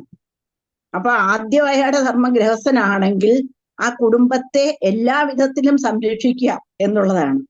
അദ്ദേഹത്തിന്റെ ഭാര്യയെയും കുട്ടികളെയും വേണ്ട വിധത്തിൽ വിദ്യാഭ്യാസം മാത്രമല്ല ധാർമ്മികമായിട്ടുള്ള അറിവും എല്ലാം അവർക്ക് കിട്ടാൻ പ്രത്യേകം അദ്ദേഹം ശ്രദ്ധിക്കേണ്ട കാര്യമുണ്ട്. പിന്നെ ഓഫീസിലും അതുപോലെ തന്നെ അദ്ദേഹം നിൽക്കണം. അപ്പൊ ഞാൻ മനസ്സിലാക്കിയത് ഇഷ്ടമുള്ള കാര്യം ചെയ്യുക എന്ന് പറഞ്ഞു കഴിഞ്ഞാൽ അതല്ലപ്പോഴും. ഓരോരുത്തർക്കും അവർക്ക് കാമ്യകർമ്മങ്ങളും ഉണ്ട്, ധാർമ്മിക കർമ്മങ്ങളും ഉണ്ട്. അപ്പൊ ഇത് രണ്ടും നമ്മൾ അനുസരിച്ചിട്ട് ചെയ്തു പോയെങ്കിലേ പറ്റുള്ളൂ എന്നാണ് ഞാൻ മനസ്സിലാക്കിയത്. ശരിയെണ്ണ, ശരിയെണ്ണ. ഹരി ഓം. നമുക്ക് എനിക്ക് തോന്നുന്നു അത് ഓക്കെയാണ്. അതില്ല അങ്ങനെ ശരി, നമുക്ക് ഇഷ്ടപ്പെട്ടതാണ്. അല്ലാതെ ഇപ്പൊ അക്ക പറഞ്ഞത് അക്കയുടെ അറിവിൽ വന്നാണല്ലോ, അതാണ് അക്കയുടെ ധർമ്മം, അക്കയുടെ സ്വധർമ്മം അല്ലെ. ഇപ്പൊ അക്കയുടെ ഇഷ്ടപ്പെട്ടതല്ലേ പറഞ്ഞത്? അതാണ് ഞാൻ പറഞ്ഞത്. നമുക്ക് എന്താണോ ഇഷ്ടപ്പെടുന്നത് അതാണ് ചെയ്യേണ്ടത്, അതാണ് പറയേണ്ടത്, അതാണ് സ്വധർമ്മം. അങ്ങനെയുണ്ട്. പിന്നെ അക്ക പറഞ്ഞ പോലെ ആശ്രമം, ഇപ്പൊ ഞാനൊരു ബ്രഹ്മചാരിയാണെങ്കിൽ ശരിക്കും വിദ്യയാണ് എൻ്റെ ധർമ്മം. ഞാനൊരു ബ്രഹ്മചാരിയാണെങ്കിൽ ഇപ്പൊ ആശ്രമം ഉണ്ടല്ലോ, ഗൃഹസ്ഥാശ്രമം, ബ്രഹ്മചര്യം, അങ്ങനെ സന്യാസം, വാനപ്രസ്ഥം. അപ്പൊ ആ ലൈഫ് സ്റ്റേജ് അനുസരിച്ച് ഡെഫിനറ്റ്ലി ആ ആശ്രമത്തിൽ ഉണ്ടെങ്കിൽ അതാണ് ഞാൻ ചൂസ് ചെയ്തിരിക്കുന്നത്. അപ്പൊ അതിന്റെ ധർമ്മങ്ങൾ ഞാൻ അനുഷ്ഠിക്കണം, യാതൊരു സംശയമില്ല. അപ്പൊ പിന്നെ ഇഷ്ടപ്പെട്ട് ചെയ്യുവാണെങ്കിൽ അത്രയും നല്ലത് അല്ലേ? ഹരി ഓം. ഹരി ഓം. ധർമ്മം അനുസരിച്ച് കർമ്മങ്ങൾ ചെയ്യണം എന്നുള്ളതാണ്. ധർമ്മത്തിനെയാണ് ആദ്യം ഓരോരുത്തരുടെ ധർമ്മത്തിന് ഉണ്ടാവാൻ പാടില്ല. പരധർമ്മവും ധർമ്മം അനുസരിച്ച് ചെയ്യാം. പരധർമ്മവും വേറൊരാളുടെ ധർമ്മവും വേണമെങ്കിൽ നമുക്ക് ധർമ്മം അനുസരിച്ച് പാലിച്ച് ചെയ്യാം. ഇവിടെ ധർമ്മത്തിന്റെ കാര്യമല്ലല്ലോ, എന്താണ് നിനക്ക് യോജിച്ചത്. ഇപ്പൊ തന്നെ അർജുനൻ ഒരു ബ്രാഹ്മണനെ പോലെ അല്ലെങ്കിൽ ഒരു സന്യാസിയെ പോലെ സംസാരിച്ചു ആദ്യം. ഇവരൊക്കെ എന്റെ ആൾക്കാരാണ്, ഞാൻ ഇവരൊക്കെ കൊല്ലത്തില്ല, ഞാൻ യുദ്ധമൊന്നും ചെയ്യത്തില്ല, ഞാൻ സന്യാസിയുടെ രീതിയിൽ സംസാരിച്ചു. അത് പറ്റിയതല്ല, അത് ധർമ്മമാണ്, പക്ഷെ അപ്പൊ പറ്റിയതല്ല. എന്റെ അപ്പൂപ്പനാണ്, അമ്മാവനാണ്, അതാണ് ഇതാണ് ബന്ധത്വം ഒക്കെ പറഞ്ഞിട്ടൊന്ന് പക്ഷെ അത് അദ്ദേഹം ഒരു രക്ഷപ്പെടലാണെന്നായിരുന്നു ആദ്യം വിചാരിച്ചത്. പക്ഷെ പിന്നെ കാര്യം മനസ്സിലാക്കിയപ്പോ കീഴടങ്ങുന്നുണ്ട്. അത് ഞാൻ അങ്ങേക്ക് കീഴടങ്ങുന്നു, ഗുരുവായി ഞാൻ സ്വീകരിക്കുന്നു എന്നൊടി പറയുന്നുണ്ട് അദ്ദേഹം. അപ്പൊ ആ ഒരവസ്ഥയാണ് നമുക്കും വരേണ്ടത്. നമ്മളും എല്ലാം സമർപ്പിച്ചെങ്കിൽ മാത്രമേ നമുക്ക് ഈ ധർമ്മത്തിനൊക്കെ ചെയ്യാൻ പറ്റുള്ളൂ എന്നാണ് എനിക്ക് തോന്നുന്നത്. നമ്മള് മുഴുവൻ ഗുരുവിൽ സമർപ്പിക്കുക, അപ്പോഴേ നമുക്ക് ശരിയായി ചെയ്യാൻ പറ്റുള്ളൂ. ഹരിയോം അക്ക. ഹരിയോം ഹരിയോം ഹരിയോം ആരൊക്കെയാണ് അൺമ്യൂട്ട് ചെയ്തത്? ഇടയ്ക്ക് ആരൊക്കെ അൺമ്യൂട്ട് ചെയ്തു? രാജലക്ഷ്മിയൊക്കെയാണ് ഉള്ളത്. ഹരിയോം. ഞാൻ പറയട്ടെ അന്ന്. ഓക്കെ, രാജമ്മക്ക പറഞ്ഞു. ഇവിടെ നമ്മള് ധർമ്മം സ്വധർമ്മം ഇതാ സംസാരിക്കുന്നത്. ഈ സ്വധർമ്മം എന്ന് പറയുന്നത് ഇപ്പൊ പറഞ്ഞതുപോലെ നമ്മുടെ ജീവിതത്തില് പ്രത്യേക സാഹചര്യങ്ങളില് ചില ധർമ്മങ്ങൾ ഏറ്റെടുത്ത് ചെയ്യേണ്ടി വരും. അത് നമ്മൾ ചെയ്ത് ഓട്ടോമാറ്റിക്കലി അത് നമ്മുടെ സ്വധർമ്മമായി മാറും. അപ്പൊ അതിന് ഒരു ഇൻഫ്ലുവൻസ് ഉണ്ട്, അതിനൊരു പ്രേരണയുണ്ട്. പിന്നെ അല്ലാതെ നമ്മള് സ്വയമേ നമുക്ക് ഇഷ്ടമുള്ളത്, എനിക്കിപ്പോ അല്ലെന്ന് പറഞ്ഞ ഗാർഡനിങ്, അല്ലെ എനിക്ക് ടീച്ചിങ് ആണ് ഇഷ്ടം, അല്ലെ എനിക്ക് ആധ്യാത്മികതയാണ് ഇഷ്ടം. അപ്പൊ ആ ഇഷ്ടമുള്ളതിലേക്ക് ഞാൻ ഒഴുകിപ്പോകും. അപ്പോൾ ഒഴുകിപ്പോകണമെങ്കിലും നമുക്ക് അതിന്റെ പിന്നില് നമുക്കിപ്പോ പറഞ്ഞാല് ഒരു ഗുരു ഒക്കെ നമുക്ക് ആവശ്യമാണ്. സ്വയമേ നമുക്ക് അങ്ങ് അറിവ് തന്നെയൊന്നും വരില്ല. ജനിക്കുമ്പോഴേ നമ്മൾക്ക് പലരിൽ നിന്നും ആർജിച്ച കുറെ അറിവുകളുടെ നല്ലതിനെ തെരഞ്ഞെടുത്തിട്ട് നമുക്ക് ഇഷ്ടമുള്ളതിലേക്കാണ് നമ്മൾ പോകുന്നത്. ഞാൻ ഉദാഹരണമായിട്ട് നമ്മൾ പറഞ്ഞാല് ചിന്മയാനന്ദ സ്വാമികൾ ഒരു ഭയങ്കര ക്രിറ്റിക്കായിട്ടാണ് ഋഷികേശിലെത്തുന്നത്. ശിവാനന്ദ ആശ്രമം, ഇപ്പൊ ശിവാനന്ദ ആശ്രമം, ആ സ്വാമിയെ കാണാൻ എത്തുന്നത്. അപ്പൊ അവിടെ ഒരു പരീക്ഷണമാണ് നടത്തുന്നത്. ഈ ശിവാനന്ദ ഇവിടുന്ന് എത്രയോ കിലോമീറ്റർ ദൂരം പോയി നീ ഇതിനകത്ത് വരാനുള്ള എന്റെ അംഗീകാരം വാങ്ങിച്ചുകൊണ്ട് പാന്ന് പറഞ്ഞ് ഒരിടത്ത് വിടുന്നു. അവിടെ നിന്ന് പോയിട്ട് അവിടെ ചെല്ലുമ്പോൾ പറഞ്ഞ് അങ്ങ് പോയാൽ മതി എന്ന് പറഞ്ഞു. അപ്പൊ എത്രയോ അങ്ങനെ അങ്ങോട്ടും ഇങ്ങോട്ടും ഇട്ടിട്ട് ഒരു പരുവത്തിലാക്കി കഴിഞ്ഞിട്ട് ആണ് ഈ സ്വാമി, ഈ ചിന്മയാനന്ദ സ്വാമി അല്ല അങ്ങനെ സ്വീകരിക്കുന്നത്. അപ്പൊ ക്രിറ്റിക്കായി ചെന്ന ഒരു വ്യക്തിയെ നമ്മുടെ ആ സ്വാത്വികതയിലേക്ക് ആകർഷിച്ച് കൊണ്ടുവരാൻ ഒരു ഗുരുവിന് സാധിക്കും. അപ്പൊ നമ്മളെപ്പോഴും നമ്മളെക്കാൾ അറിവുള്ളവരുടെ കൂടെ സഹകരിച്ച് അവരിലെ നല്ലതിനെ കണ്ടെത്തി സ്വധർമ്മം ഏതാണെന്ന് നമ്മൾ അവസാനം ഫൈനലൈസ് ചെയ്യണം. അപ്പൊ ഈ സ്വധർമ്മം എന്താണെന്ന് ആദ്യം മനസ്സിലാക്കണം. ഈ പറയുന്ന വാക്കുപോലെ അല്ല. ധർമ്മം എന്ന് പറഞ്ഞാൽ മറ്റുള്ളവർക്ക് പ്രശ്നമില്ലാതെ മറ്റുള്ളവർക്ക് സുഖവും സമാധാനവും കൊടുക്കുന്ന കർമ്മങ്ങൾ ആണ് നമ്മൾ ചെയ്യേണ്ടത്. അല്ല നമ്മൾ ചെയ്യുന്നതൊന്നും കർമ്മങ്ങളെല്ലാം സാത്വിക ധർമ്മമല്ല. അപ്പൊ അങ്ങനെ കർമ്മം എന്ന് പറയുന്ന രണ്ട് തലങ്ങളുണ്ട്. അതിലെ നല്ല തലത്തെ നമ്മൾ തിരഞ്ഞെടുക്കണം. അപ്പൊ സ്വധർമ്മം ഇപ്പൊ ഓരോരുത്തര് ഭീകരരായിട്ട് പോരുന്നു, അത് അവരുടെ സ്വധർമ്മമായിട്ടാണ് അവർ കണക്കാക്കുന്നത്. സന്യാസിമാർ അവരുടെ ധർമ്മം. അപ്പൊ നമ്മൾക്ക് എപ്പോഴും നമ്മളെ നയിക്കാനും, അല്ല ജനിച്ചു വരുമ്പോഴേ നമ്മളൊരു സന്യാസിയായിട്ടോ ആരും ആവാൻ പോകുന്നില്ല. നമ്മൾ നല്ല അറിവുള്ളവരുടെ ശിക്ഷണത്തിൽ, ഗുരുവിന്റെ സംരക്ഷണയിൽ കുറെ അറിവൊക്കെ നേടിക്കഴിഞ്ഞ് മനസ്സിനെ നമ്മൾ ഒരു ലെവലിലാക്കി കഴിയുമ്പോൾ നമുക്ക് അതിലേക്ക് പതുക്കെ പോകാൻ കഴിയും. അല്ലാതെ നിന്ന നിപ്പിൽ ഞാൻ ഇന്ന ആളായി ഒരു സന്യാസിയായി മാറി എല്ലാം പരിത്യജിച്ചിട്ട് ഞാൻ എവിടെയൊക്കെ പോകാം എന്നൊന്നും വിചാരിച്ചാൽ നടക്കുന്ന കാര്യമല്ല. ഇത് ഗ്രാജുവലി നമ്മൾ നേടിയെടുക്കേണ്ട, സ്വായത്തമാക്കേണ്ട ഭയങ്കര പ്രയാസം പിടിച്ച ഒരു കാര്യമാണ്. അത് ഇങ്ങനെ നമ്മളിന്ന് പ്രസംഗിച്ചത് കൊണ്ട് ഒരു ദിവസം കൊണ്ടൊന്നും കിട്ടില്ല. നിരന്തരമായ ഇതുപോലത്തെ ക്ലാസ്സുകൾ നമ്മളിങ്ങനെ കേൾക്കുക, മനസ്സിനെ മാറാനുള്ള ആ സമ്മർദ്ദം നമ്മളിലേക്ക് ഉണ്ടാക്കുക, അതിലേക്ക് നമ്മൾ തിരിയുക. അതാണ് എന്നാണ് എനിക്ക് തോന്നുന്നത്. ഹരിയോം രാജലക്ഷ്മി അക്ക. ഹരിയോം. ഞാൻ സ്വധർമ്മം അതല്ല ഞാൻ പറയുന്നത്. ഞാനിത് പഠിച്ചത് ഇത് ഇങ്ങനെ നിങ്ങളിൽ നിന്നൊക്കെ മനസ്സിലാക്കിയത് ഞാൻ വിചാരിക്കുന്ന കാര്യം ഞാൻ ചോദിക്കുക. പിന്നെ ഇപ്പൊ നമ്മള് അർജുന വിഷാദ യോഗം തൊട്ട് ഒന്നാമത്തെ അതൊട്ട് മറ്റേ മോക്ഷ സന്യാസം ഇതുവരെ ഭഗവാൻ അർജുനെ ആ ധർമ്മയുദ്ധത്തിന് പ്രാപ്തനാക്കുക എന്നുള്ളതായിരുന്നല്ലോ. അപ്പൊ അതിൽ നിന്ന് ഇപ്പൊ എനിക്കൊക്കെ കുറെ കാര്യങ്ങൾ മനസ്സിലായത്, നമ്മളോട് ഇങ്ങനെ നമ്മളെല്ലാം അർജുനന്മാരാ. അപ്പൊ നമുക്ക് ഇപ്പൊ എനിക്ക് കുറച്ച് ഭഗവാന്റെ ആ സർവേശ്വരത്വവും മാഹാത്മ്യവും എല്ലാം നിയന്ത്രിക്കണമെങ്കിൽ ഭഗവാൻ തന്നെ വേണം. ഇതൊക്കെ ഈ ഭഗവത്ഗീത നന്നായിട്ട് മനനം ചെയ്യാൻ സാധിക്കുന്ന ഏറ്റവും നല്ലതാണ്. ഇതൊക്കെ മനസ്സിലായി.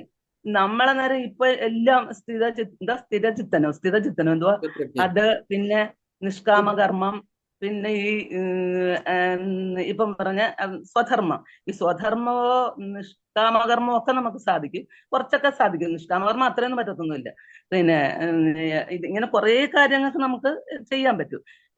ഞാൻ ചോദിക്കുന്നത് എന്താണെന്നറിയാം, നമ്മള് മനുഷ്യജന്മം എന്ന് പറഞ്ഞാൽ ഭയങ്കര നല്ലൊരു ജന്മമാണെന്നല്ലേ പറയുന്നത്, ഭാഗ്യം ചെയ്ത ജന്മമാണെന്നല്ലേ പറയുന്നത്. അതെ. അപ്പൊ നമ്മള് ഇപ്പൊ ഇതിനകത്തൊക്കെ പറയുന്ന പോലെ ഈ നമ്മൾ ഇപ്പൊ ഇതിനകത്ത് ഒരു ശ്ലോകത്തിലുണ്ട്, ഇതം തേ ന തപസ്കായ ന ഭക്തായ കഥാചന ന ശുശ്രൂഷവേ വാച്യം ന ചമാം യോഭ്യസൂയതി എന്ന്. അതായത് പരമമായ ഈ ഉപദേശം നീ ഒരു കാലത്തും തപസിദ്ധി ഇല്ലാത്തവർക്ക് ഒരാളോടും പറയരുത്, ഭക്തി ഇല്ലാത്തവനോട് പറയരുത്, കേൾക്കാൻ ആഗ്രഹമില്ലാത്തവനോട് പറയരുത്, എന്നെ നിന്ദിക്കുന്നവനോടും പറയരുത്. ഭഗവാനെ ഇപ്പൊ ഞാൻ എന്റെ കാര്യം പറയുക, ഞാൻ ഒരുപാട് ഭഗവാനുണ്ട്, ലോകത്തിലൊരു ശക്തി ഉണ്ട്, അത് ഉറച്ചു വിശ്വസിക്കുന്ന കൂട്ടത്തിൽ തന്നെയാ ഞാന്. നിന്ദിക്കുന്നുമില്ല, ഭക്തിയുണ്ട്, പക്ഷെ തപസ്സിദ്ധിയൊന്നുമില്ല, അത് എടുക്കാൻ പാടാ. പിന്നെ അപ്പൊ ഞാൻ പറയാം, നമ്മള് ഈ ഇതിനകത്ത് ഈ മോക്ഷപ്രാപ്തി എല്ലാം കിട്ടിയാൽ മാത്രമേ മോക്ഷം തരുള്ളൂ. മോക്ഷപ്രാപ്തി കിട്ടിയിട്ട് നമുക്ക് പിന്നെ ജനിക്കാനൊന്നും പറ്റത്തില്ലല്ലോ നേരം. പിന്നെ മനുഷ്യരെന്നേരം മനുഷ്യ ജന്മം എന്ന് പറയുന്നത് നല്ലൊരു ജന്മമാണെന്ന് പറയുന്നത്. നമ്മൾ ഇതിൽ കൂടെ ഒരുപാട് കാര്യങ്ങൾ പഠിക്കുന്നതും എല്ലാം ചെയ്യുന്നത്. അപ്പൊ നമുക്ക് മനുഷ്യജന്മം ഇല്ലെങ്കിൽ പിന്നെ നമ്മള് മോക്ഷം കിട്ടിപ്പോയാൽ നമ്മൾ എന്ത് ചെയ്യും? പിന്നെ ഈ മോക്ഷപ്രാപ്തി ലഭിച്ചു പോയിട്ട് എന്ത് ചെയ്യാനാ? മോക്ഷം എന്ന് പറഞ്ഞാൽ ആഗ്രഹത്തോടുള്ള വിടൽ, അതാണ് മോക്ഷം. അല്ല വേറൊരു സ്ഥലത്ത് പോയി നമ്മൾ ജീവിക്കുക എന്നല്ല മോക്ഷം.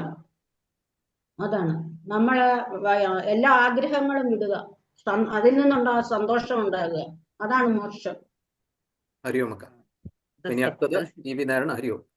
ആ ഉത്തരം അല്പ തൃപ്തികരമാണ്. ഹരിയാണ്. എനിക്ക് വളരെ സന്തോഷമായി. എന്ന് വെച്ച് കഴിഞ്ഞാല് ഒരു കൊടുത്തിട്ട് കൊടുത്തപ്പോൾ കുറെ ചർച്ച നടന്നു. എനിക്ക് വലിയ സന്തോഷമുണ്ട് അതിൽ. കാരണം അല്ലെങ്കിൽ സാധാരണ നമ്മൾ വായിച്ചങ്ങോട്ട് പോകുന്നതാണ്, അതിനെ ഒന്ന് അപഗ്രഥിച്ച് പറയുമ്പോൾ പല കാര്യങ്ങളും പുറത്തു വരും. ഞാൻ മനസ്സിലാക്കിയെടുത്തോളം, ഞാനത് പിന്നെ കരുതിക്കുട്ടി പറഞ്ഞില്ലെന്നേ ഉള്ളൂ. സ്വധർമ്മം എന്ന് പറഞ്ഞു കഴിഞ്ഞാല് ഇപ്പൊ ഉദാഹരണത്തിന് പിന്നെ മഹാഭാരതത്തിൽ യുദ്ധം നടക്കുമ്പോൾ ഇതിന്റെ കോണ്ടെക്സ്റ്റ് അതാണല്ലോ. അർജുനൻ യുദ്ധം ചെയ്യുന്നുണ്ട്, കൃഷ്ണൻ പറയാണ് നിന്റെ സ്വധർമ്മമാണ് അതെന്ന് പറയുന്നത്. അർജുനന്റെ കൂടെ ആയിരക്കണക്കിന് പോരാളികൾ അവിടെ യുദ്ധം ചെയ്യുന്നുണ്ട്. അവരുടെ ഒക്കെ സ്വധർമ്മം അതാണോ? ആണെന്ന് എനിക്ക് തോന്നുന്നില്ല. കാരണം എന്താണെന്ന് വെച്ച് കഴിഞ്ഞാല് സ്വഭാവം കൊണ്ട് ഓരോരാളെ നമുക്ക് വേർതിരിച്ചറിയാൻ പറ്റും. നമ്മൾ സാധാരണ പറയാണ്ട്, ഇപ്പൊ നാട്ടിൻ പുറത്ത് പറയുകയാണെങ്കിൽ അവനൊരു വളരെ പാപമാണെന്ന്. ആ പാപം എന്ന് പറഞ്ഞാൽ അവൻ അങ്ങനെയുള്ള ജോലികളൊക്കെ മാത്രമേ അതിനോട് ബന്ധപ്പെട്ട ജോലികളെ അവനെ കൊണ്ട് ചെയ്യിപ്പിക്കാൻ പറ്റൂ. നമ്മുടെ ഇന്നത്തെ ജോലിയുടെ ക്ലാസിഫിക്കേഷനും അല്ലെങ്കിൽ അതുമായിട്ട് ബന്ധപ്പെടുത്തിയിട്ട് നമുക്ക് പിന്നെ തീരുമാനിക്കാൻ പറ്റില്ലെന്നാണ് എൻ്റെ അഭിപ്രായം. ഈ സ്വധർമ്മം എന്ന് പറഞ്ഞു കഴിഞ്ഞാൽ ഇന്നിപ്പോ ഉദാഹരണത്തിന് ഒരു നന്നായിട്ട് പാട്ട് പാടുന്ന ഒരുത്തന്നെ ഒരു പട്ടാളത്തിൽ ചിലപ്പോൾ സെലക്ഷൻ കിട്ടിയെന്ന് വരും, അവൻ തോക്കെടുത്തിട്ട് വെടിവെക്കേണ്ടി വരും. അപ്പോൾ വളരെ ഭംഗിയായിട്ട് പാട്ട് പാടുന്ന ഒരാൾ വളരെ മുതല സ്വഭാവക്കാരനായ ഒരുത്തനെ കൊണ്ട് യുദ്ധം ചെയ്യിക്കുന്നുണ്ട്. അപ്പൊ അത് അവന്റെ സ്വധർമ്മം ആകുന്നില്ല. അപ്പൊ ആ ജോലിയും ഇതുമായിട്ട് നമുക്ക് ലിങ്ക് ചെയ്യാൻ പറ്റില്ല, ഇന്നത്തെ കോൺടെക്സ്റ്റിൽ പിന്നെ പറ്റില്ലെന്നാണ് ഞാൻ വിശ്വസിക്കുന്നത്.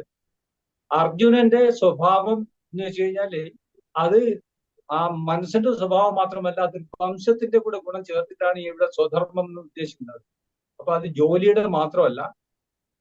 അന്ന് അർജുനന്റെ വംശം എന്ന് പറഞ്ഞു കഴിഞ്ഞാൽ രാജവംശമാണ്, അവർക്ക് യുദ്ധമാണ് അവരുടെ പ്രകൃതം അല്ലെങ്കിൽ ജോലി. അപ്പൊ അതുകൊണ്ടാണ് പറയുന്നത്, അർജുന നിന്റെ സ്വധർമ്മം അനുസരിച്ച് നീ ഒരു യോദ്ധാവാണ്, രാജാവാണെന്ന് പറയുന്നത്.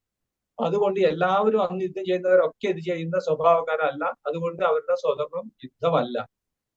അപ്പൊ എന്നാണ് ഞാൻ മനസ്സിലാക്കിയിരുന്നത്. എനിക്ക് തോന്നുന്നു ഇനിയും കൂടുതൽ അഭിപ്രായം വരാൻ വഴിയുണ്ടെന്ന് തോന്നുന്നു ഇതില്. കാരണം ഞാനും ഇതിനെപ്പറ്റി അത്ര ഉറച്ച ഒരു വിശ്വാസത്തോടു കൂടി പറയുന്നതല്ല, എനിക്ക് അറിയുന്നത് പറഞ്ഞു തന്നേ ഉള്ളൂ. ഹരിയോ. ഹരിയോ വേണം. ഹരിയോ. എന്നാ പിന്നെ ഇതിനകത്ത് ധർമ്മയുദ്ധം എന്ന് പറഞ്ഞിട്ട് ഇതിനകത്ത് ഒരുപാട് അധർമ്മങ്ങൾ നടക്കുന്നുണ്ടല്ലോ.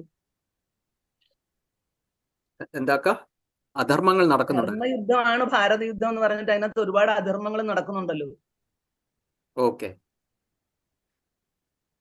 അത് നടക്കുന്നുണ്ടോ? അതൊരു അതിന്റെ വേറൊരു കോണ്ടെക്സ്റ്റ് ആണ്. അത് ധർമ്മയുദ്ധം എന്ന് പറഞ്ഞു കഴിഞ്ഞാൽ എല്ലാ ധർമ്മയുദ്ധത്തിലും അധർമ്മം നടന്നിട്ടുണ്ട്, മഹാഭാരതത്തിലും നടന്നിട്ടുണ്ട്.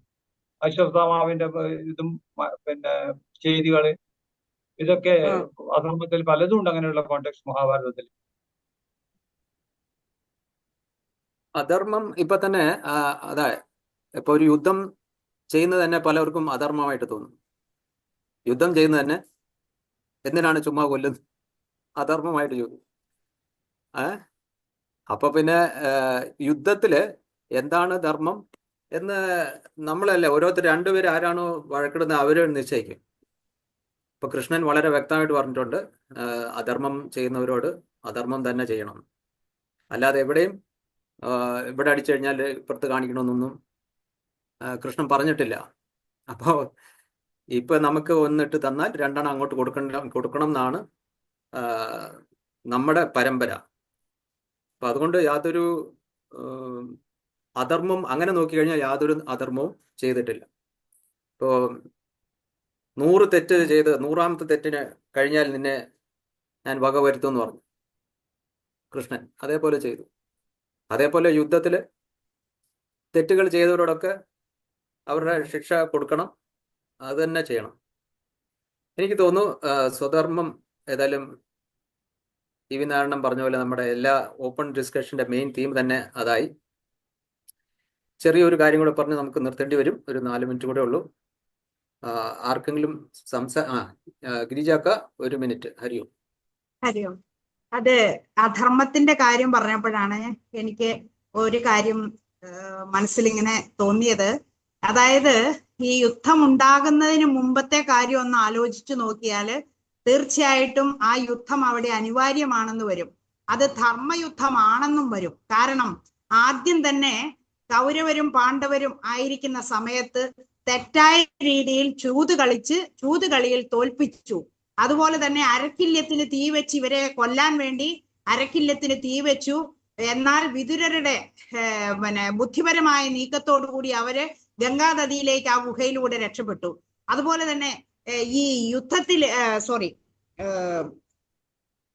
ചൂതുകളിയില് തോൽപ്പിച്ചു കഴിഞ്ഞ് എല്ലാവരെയും പണയം വെച്ച് കഴിഞ്ഞപ്പോൾ ഈ ദ്രൗപതിയെ, രജസ്വലിയായിരുന്ന ദ്രൗപതിയെ വലിച്ചിഴച്ച് സഭയിലേക്ക് കൊണ്ടുവന്നു. ആ സമയത്ത് ദുര്യോധനാദികള് എല്ലാവരും ഉണ്ടായിരുന്നു. പിതാമഹനും എല്ലാവരും നിൽക്കുന്നുണ്ട്, ഗുരുനാഥന്മാരും എല്ലാവരും നിൽക്കുന്ന സമയത്താണ് ഈ പെൺകുട്ടിയെ കൊണ്ടുവരുന്നത്. ഈ പെൺകുട്ടിയെ കൊണ്ടുവന്നത് ഇത് ന്യായമാണോ എന്ന് ചോദിക്കുന്നുണ്ട്. ആരും ഒരു അക്ഷരം മിണ്ടുന്നില്ല. അപ്പോഴും അതും അധർമ്മമല്ലേ, അവര് ചെയ്ത അധർമ്മമല്ലേ. അപ്പൊ അവിടെ നിന്നാണ് മുന്നോട്ട് പോയത്. അതുപോലെ തന്നെ ഇവർക്ക് ആ രാജ്യത്ത് ജീവിക്കാൻ, പ്രജകൾക്കെല്ലാം ഒരു രാജ്യത്ത് ജീവിക്കാൻ അധികാരമില്ലേ? അത് പോയിട്ട് സ്വന്തം കുടുംബത്തിലെ അംഗങ്ങളാണ്, അവർക്കൊരു അവകാശമുള്ളതല്ലേ? ആ അവകാശം അവര് പിടിച്ചു വാങ്ങിയത് കൊണ്ടല്ലേ ഇത്രയും കുഴപ്പങ്ങൾ ഉണ്ടായത്. അതും ഭഗവാൻ ശ്രീകൃഷ്ണൻ തന്നെയാണ് കൗരവ സഭയിൽ ചെന്ന് ചോദിക്കുന്നത്.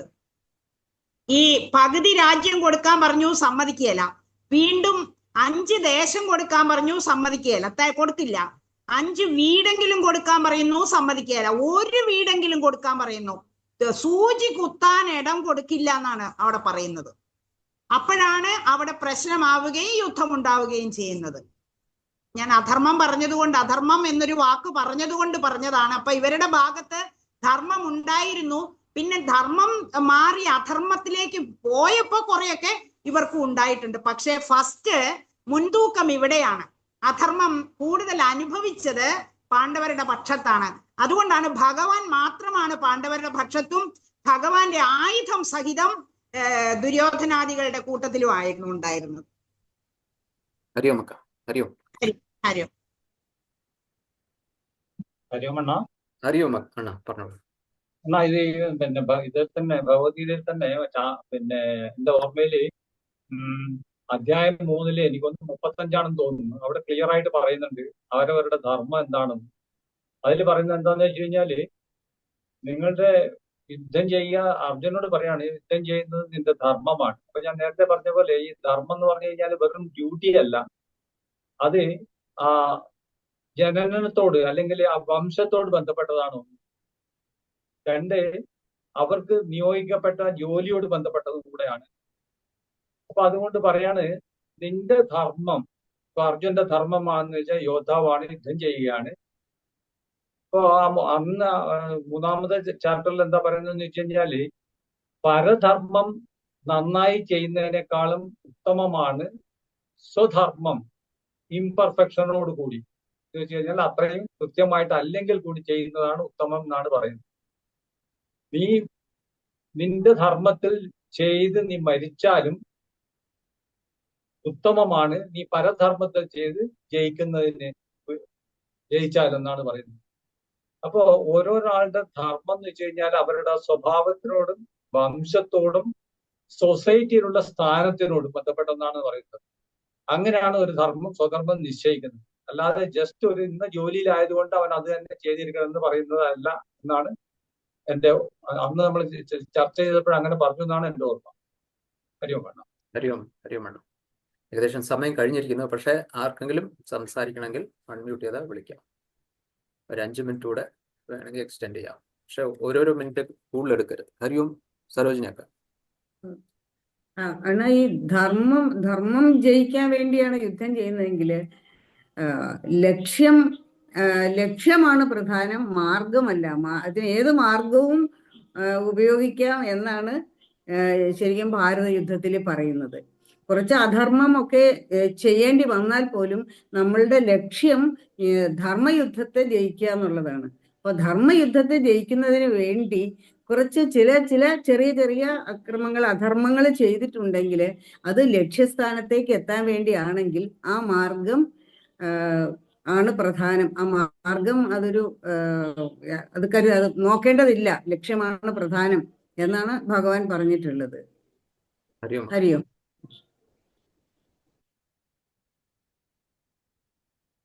ഹരിയോം. ആരെങ്കിലും അൺമ്യൂട്ട് ചെയ്യുകയാണെങ്കിൽ സംസാരിക്കാം, അല്ലെങ്കിൽ നമുക്ക് ക്ലോസ് ചെയ്യാം. സരോജിനിയൊക്കെ പറഞ്ഞതുപോലെ വലിയൊരു ധർമ്മത്തെ രക്ഷിക്കാൻ വേണ്ടി നമുക്ക് ചെറിയ അധർമ്മങ്ങൾ ചെയ്യാം. ഭാഗവതത്തിനകത്ത് പ്രത്യേകം പറഞ്ഞിട്ടുണ്ട് 5 കാര്യങ്ങൾ നമുക്ക് കള്ളം പറയാമെന്ന് രജിസ്റ്റർ ചെയ്ത് പറഞ്ഞിട്ടുണ്ട്. അപ്പൊ എന്തിനാ? നമ്മുടെ ഒരു നല്ല കാര്യത്തിന് വേണ്ടി. അപ്പൊ ഒരിക്കലും നമ്മൾ ഒരു അധർമ്മവും ഒരു കള്ളവും പറയാതെ ജീവിക്കരുതെന്ന് എങ്ങും പറഞ്ഞിട്ടുമില്ല, അത് സാധിക്കത്തുമില്ല.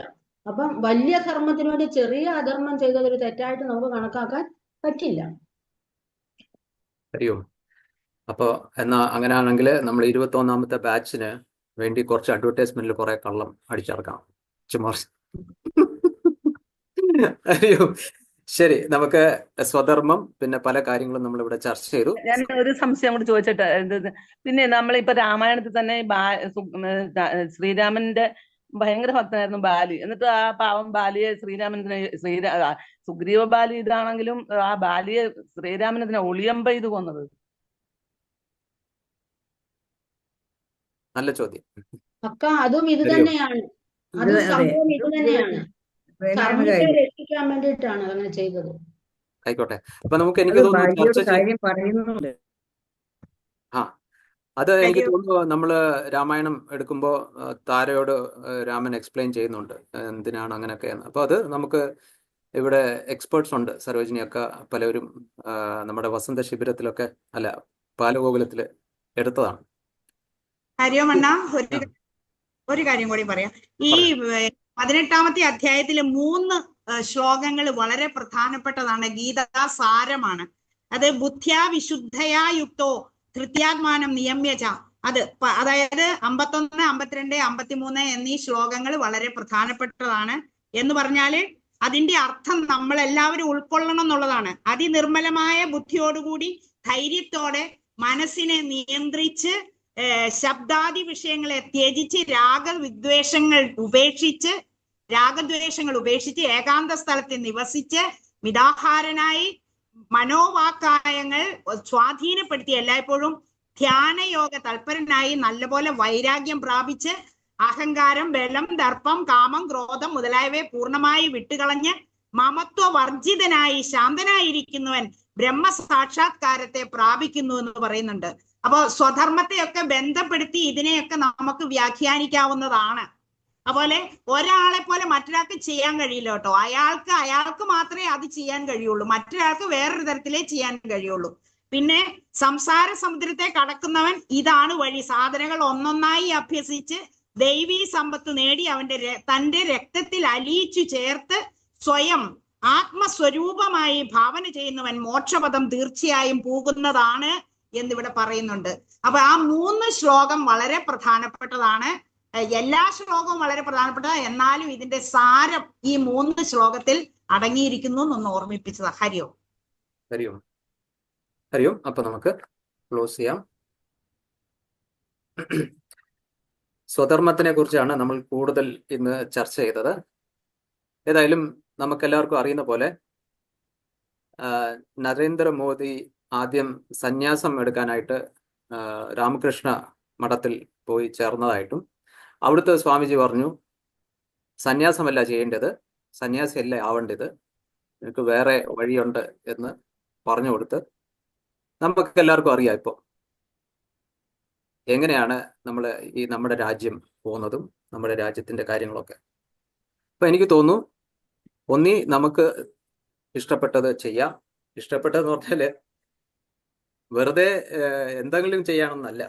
നമുക്ക് അപ്പോഴേ രാജേശ്വരിയൊക്കെ പറഞ്ഞ പോലെ എന്ത് ചെയ്യാനും ഒന്നും പറ്റത്തില്ല. നമുക്ക് ഒരു ലിമിറ്റേഷൻ ഉണ്ട്. നമുക്ക് ഫ്രീ വിൽ ആ ഒരു സംഭവമില്ല. എനിക്ക് എന്ത് വേണമെങ്കിലും ചെയ്യാനുള്ള കഴിവില്ല. നമ്മുടെ പൂർവ്വജന്മങ്ങളും നമ്മുടെ വാസനാസ് അതെല്ലാം ചേർന്ന് നമുക്ക് ഇത്രയൊക്കെ ചെയ്യാൻ സാധിക്കും. അപ്പൊ അതിന് ലിമിറ്റേഷൻ ഉണ്ട്. ആ ലിമിറ്റേഷനിൽ നമുക്കൊരു ചെറിയൊരു ഫ്രീഡം ഉണ്ട്, എന്ത് ചെയ്യാം. എനിക്ക് തോന്നുന്നു അതാണ് ഞാൻ ഉദ്ദേശിച്ചത്. അല്ലാതെ എന്തെങ്കിലും തോന്നിയ ദിവസം കാണിക്കണമെന്നല്ല, എന്ത് വേണമെങ്കിലും ചെയ്യാം, അങ്ങനല്ല. അറിയോ? അപ്പൊ ഏതായാലും നമുക്ക് ഇവിടെ ഒരുപാട് പേര് ഒരുപാട് കാര്യങ്ങൾ സംസാരിക്കണമെന്നുണ്ട് എന്നാണ് എനിക്ക് തോന്നുന്നത്. പറ്റുവാണെങ്കിൽ നമുക്ക് ഇങ്ങനത്തെ ചർച്ച വീണ്ടും വേണമെങ്കിൽ അടുത്ത പ്രാവശ്യം എന്താണ് അടുത്തത് അറിയുമക്ക? അടുത്ത വ്യാഴാഴ്ച എന്തായിരിക്കും? ഒരു അവലോകനം സെഷൻ നടത്താന്നിരിക്കുന്നു. ഓക്കെ. ഏതായാലും സുധീർ ചൈതന്യജി ഒക്കെ ഓൺലൈനിൽ ഏതോ ഒരു വീഡിയോ ഇന്നലെ കണ്ടായിരുന്നു, ആരോ ഇട്ടത്. അപ്പൊ സ്വാമിജി വളരെ ആക്റ്റീവാണ് ഓൺലൈൻ. അപ്പൊ നമുക്ക് നോക്കട്ടെ. ഞാൻ വിളിക്കാന്ന് പറഞ്ഞ് മറന്നു പോന്നു. എനിക്ക് തോന്നുന്നു അടുത്ത വ്യാഴാഴ്ചന് മുൻപ് വിളിച്ചിട്ട് സ്വാമിജി റെഡി ആവുകയാണെങ്കിൽ നമുക്ക് സ്വാമിജിയുടെ സെഷൻ വെക്കാം, അല്ലെങ്കിൽ നമുക്ക് അവലോകനം ചെയ്യാം. ഏതായാലും നമ്മുടെ ഒരു ലാസ്റ്റ് ഓപ്പൺ ഡിസ്കഷനാണ് നമ്മുടെ ഭഗവത്ഗീത സീരീസിൽ. പണ്ട് തുടങ്ങിയപ്പോൾ ഇത് എപ്പോൾ തീരും എന്നുള്ളൊരു ചോദ്യം മനസ്സിലുണ്ടായിരുന്നു. പക്ഷെ അങ്ങനത്തെ ചോദ്യത്തിന്റെ ആവശ്യമില്ലെന്നാണ് ഭഗവത്ഗീത തന്നെ പറയുന്നത്. നമ്മൾ നിശ്ചയിച്ചു കഴിഞ്ഞാൽ അതങ്ങ് എടുത്ത് ചെയ്തുകൊണ്ടേയിരിക്കുക. അത് വിജയിക്കണമെങ്കിൽ അത് വിജയിച്ചോളൂ. എനിക്ക് തോന്നുന്നു ഒരു വലിയൊരു വിജയമായിട്ട് കാണുന്നു. നമ്മൾ നിർത്താതെ ഒരു വ്യാഴാഴ്ച പോലും നമ്മൾ നിർത്തിയിട്ടില്ല എന്ന് തോന്നുന്നു. അല്ലേ അക്ക? നിർത്തിയിട്ടുണ്ടോ? ഇല്ല, കണ്ടിന്യൂസ് ആയിട്ട് എല്ലാ വ്യാഴാഴ്ചയും. ഇതില് എനിക്ക് തോന്നുന്നു സിന്ധു ഒക്കെയോട് വലിയൊരു നന്ദി പറയാനുണ്ട്. അതേപോലെ ഇവിടെ സിന്ധു ഒക്കെ വിളിച്ചപ്പോൾ, അല്ലെങ്കിൽ നമ്മളെല്ലാം ഒരു എളുപ്പം തന്നെ ഓരോ കാര്യത്തിന് പേരും കൊടുത്ത് വോളണ്ടിയറിങ്ങും ബാക്കപ്പിനും ഒക്കെ റെഡി ആയിട്ടുണ്ട്. വീണ്ടും വീണ്ടും ഇതേ കാര്യങ്ങൾ തന്നെയാണ് ഞാൻ എല്ലായിടത്തും പറയുന്നത്. അപ്പൊ എല്ലാവരുടെ സഹായവും എല്ലാവരുടെ ഒരു വോളണ്ടിയറിങ് ആണ് ഇതിന്റെ പുറയിലുള്ള ഒരു ശക്തി. അപ്പൊ എനിക്ക് തോന്നുന്നു നമ്മുടെ ജീവിതത്തിൽ ഞാൻ കണ്ടിന്യൂസ് ആയിട്ട് ഭഗവത്ഗീത സെഷൻ അറ്റൻഡ് ചെയ്തിട്ടില്ല. പക്ഷെ എനിക്ക് തോന്നുന്നു നമ്മുടെ എല്ലാവരുടെ ജീവിതത്തിൽ ചെറിയ ചെറിയ മാറ്റങ്ങൾ, ചെറിയ ചെറിയ അറിവുകൾ. ഇപ്പൊ രാജലക്ഷ്മി അക്ക പറഞ്ഞ പോലെ ഏതുകൊണ്ട് ചെറുതായിട്ട് എന്തോ മനസ്സിലായത് പറഞ്ഞ പോലെ എനിക്ക് തോന്നുന്നു നമ്മുടെ ജീവിതത്തിൽ ചെറിയൊരു മാറ്റം ഉണ്ടായിട്ടുണ്ടെങ്കിൽ അതായിരുന്നു നമ്മുടെ എല്ലാവരുടെയും ഉദ്ദേശം. അപ്പോൾ ഭഗവത്ഗീതയുടെ